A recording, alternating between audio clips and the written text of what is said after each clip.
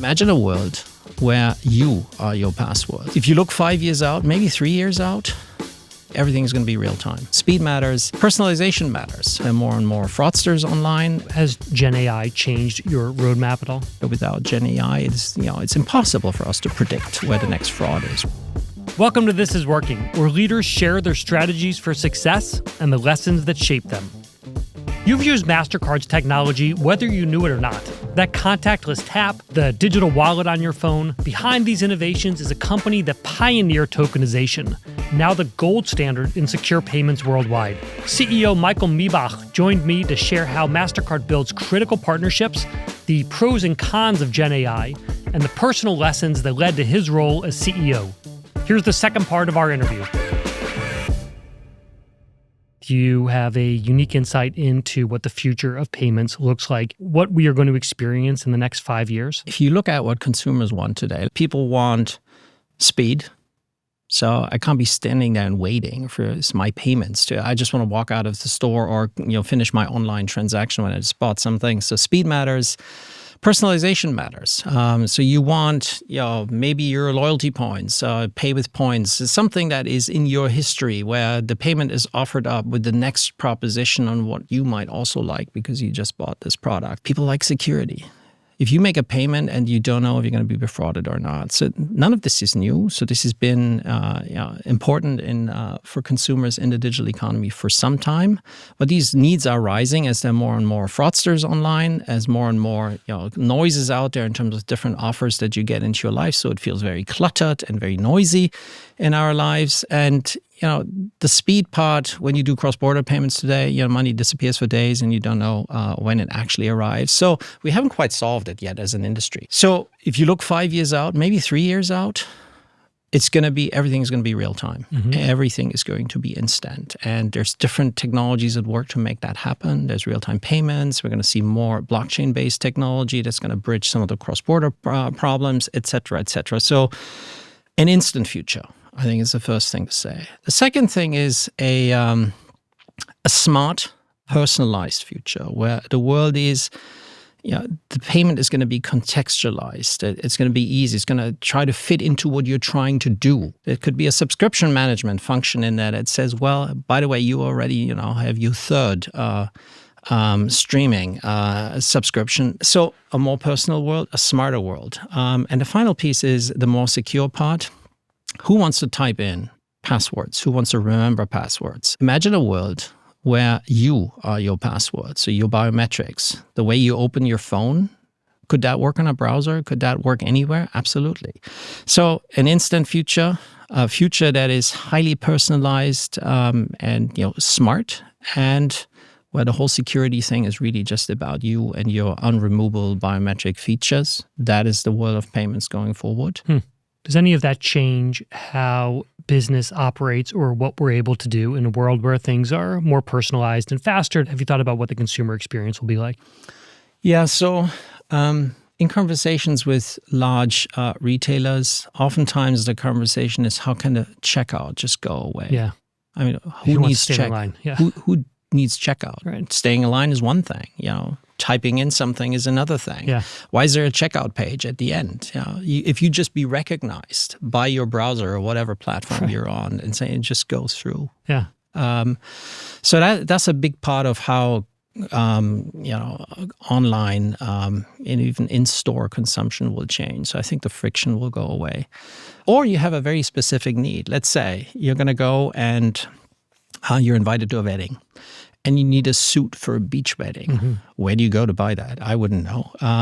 But that is something that you could put into a shopping page. And every bit of this technology that I just talked about, from safety, security to speed to a shopping assistant, is GenAI powered because it's external data that's out in the net on latest trends.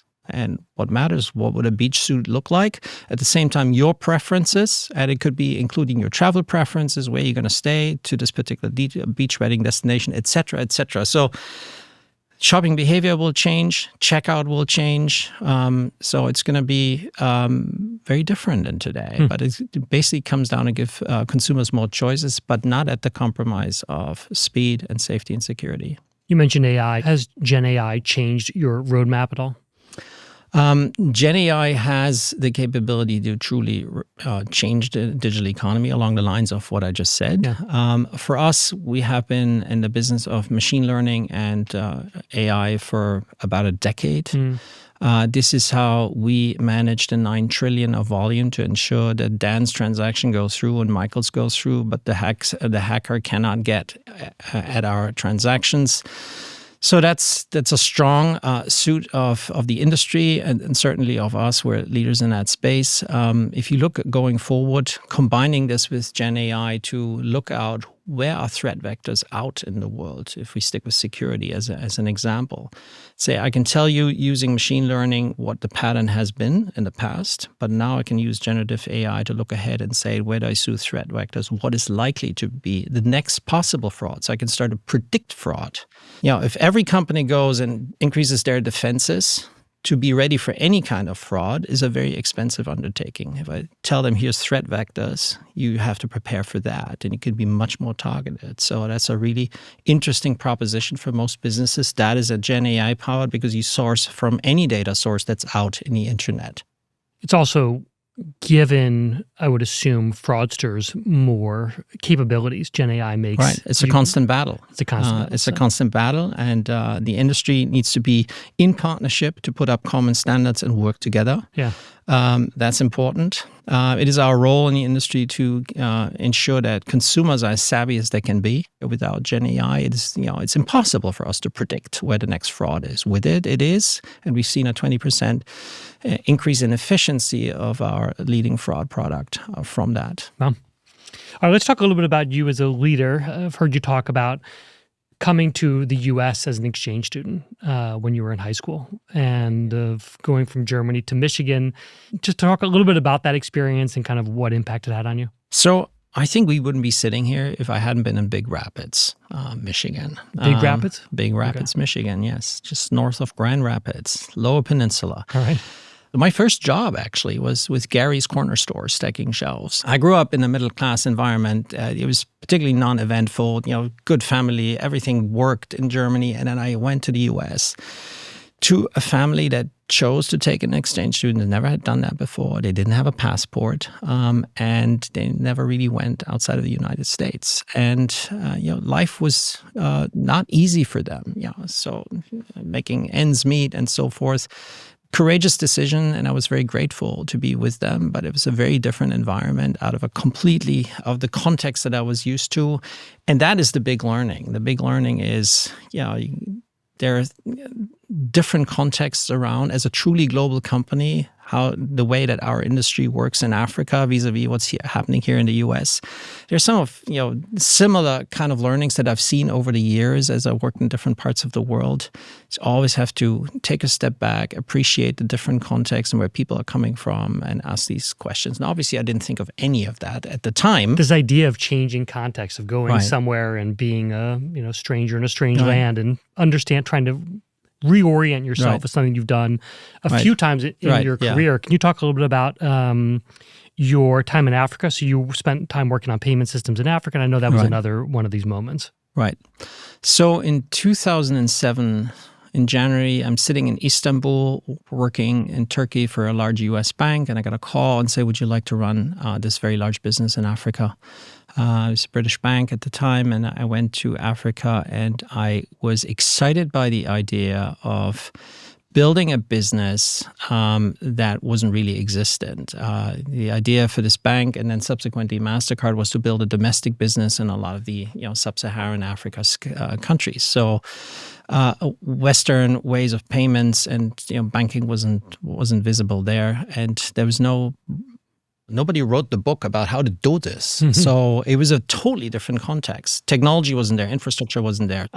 So here we are today in 2025, and we have a very large business in Africa today because at the time we said whatever the model is, that cannot work. But the commonalities that I talked about earlier about safety, security, they still mattered. The commonality of it needs to be easy and simple for people, especially if they have never used a tool like this. So we created purpose-built solutions for Africa because there was enough scale to do it. Mm-hmm.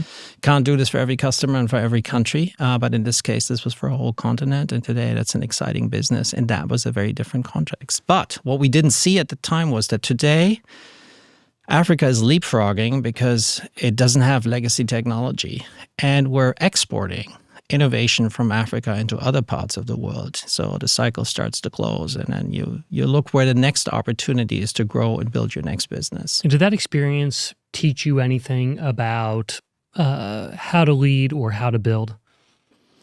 The big takeaway from that was if we would have gone with our existing blueprint, would have gone absolutely nowhere. Even if you adapted it, it had to be actually the reset button. And were you getting pressure to use the blueprint, or did you have to push back and say, we got to try something new? How'd that work?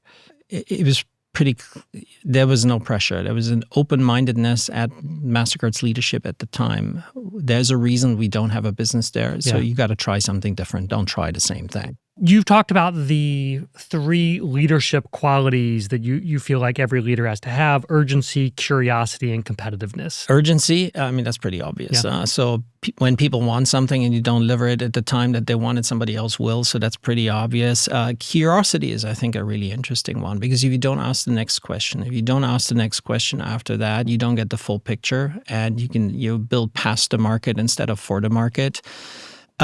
So that is important, and it goes right hand in hand with competitiveness, because you want not a solution, you want a competitively differentiated solution. That is, in the end, it has to be the combination of all of that at the right time. A differentiated solution that fully understands what is needed. I think there's one other thing, and that is understanding what's the right thing to do. There's different ways to get there, and the right thing to do with some sort of with a decent approach that will be a lasting business proposition that works for a whole market, because we generally stand up market solutions. That's an important thing. So if it's just us who are winning, then that is not good. That it doesn't work for a payment ecosystem with many different participants. Because if people don't have any trust in a payment solution, then they won't use it. One last question for you is, what do you tell people who want to, maybe they're rising leaders at Mastercard or senior leaders that want to get into the C-suite? What's your advice for people who have done well in their career but are ready to take that next step? How do you get them there? Right. So recently I was with our summer interns. So they're a slightly different stage than what you just said. But the same question came out, and somebody said, well, it's kind of a question statement. I'm following my passions, and I like it what you guys are doing here, and what's your advice? I said, I love the fact that you're following your passion, but you should also just look at what you're really good at. Yeah. What differentiates you? So how do you build that? How are you thoughtful of building your career and set out around that one thing I do better than most other people? So passion is great, but having a differentiated thing that you can do better than most other people, that's a good thing. The second thing is I find the asking question parts is really important. Being curious. Don't leave questions unanswered in a very complex, fast-changing world like ours. That gives you that additional insight that you otherwise wouldn't, to come up with the kind of solutions that we talk about. This morning, I had my leadership team together, and we talked about a rather complex topic for about 45 minutes, where yet again, through every angle of the conversation, there was another question asked, and we didn't think about that. Right. So that kind of culture is what we have at Mastercard. That's really important, and I encourage people to do that.